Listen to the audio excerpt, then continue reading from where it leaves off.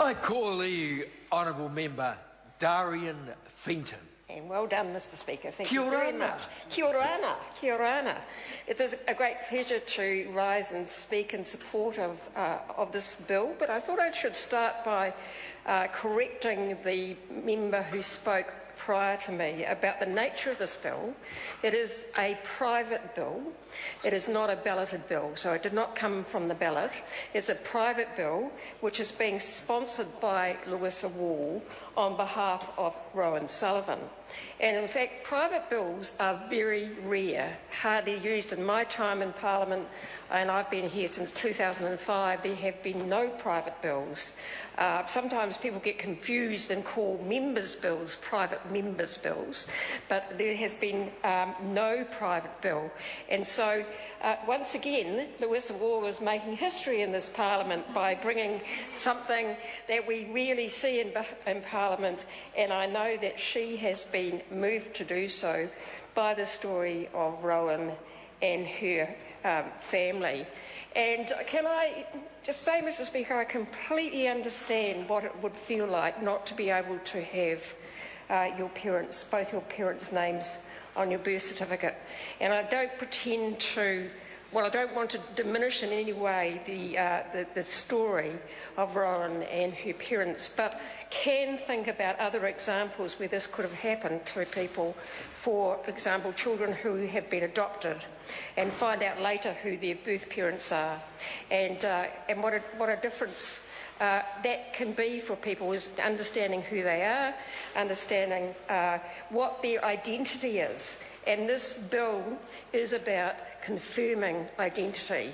And so it's not going to have any practical outcomes, as the previous member was querying. It is an outcome that confirms the real identity of somebody's two parents.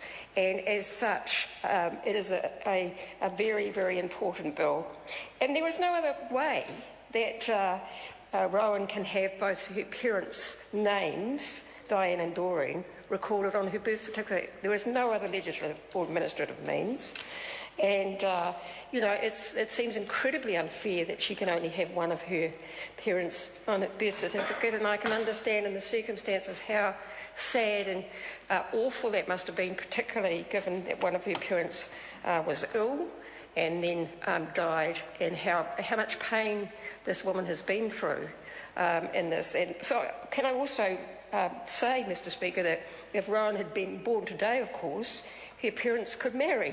Well, on the 19th of August, they could marry, and both of them would be recorded on the birth certificate. But that can't occur because, as I said, Diane sadly died in 2010. So this bill will allow Rowan to have both her parents' names recorded on her formal birth certificate, which is the only formal document that records her birth. And that's the other special thing about this. We only get one birth certificate. It's only one piece of documentation that says who you are, who your parents were, and sets the basis of your identity, and as such is very, very important. So again, Mr Speaker, I want to say how wonderful it is that Louisa has sponsored this, particularly as she did mention it during her speech on the Marriage Equality Bill, and has clearly formed a friendship and a relationship with Rowan and has felt moved to sponsor this bill on her behalf. And I again congratulate her for doing that, and I look forward to hearing about the discussions at the Select Committee and supporting this bill to Select Committee. Speaker. I call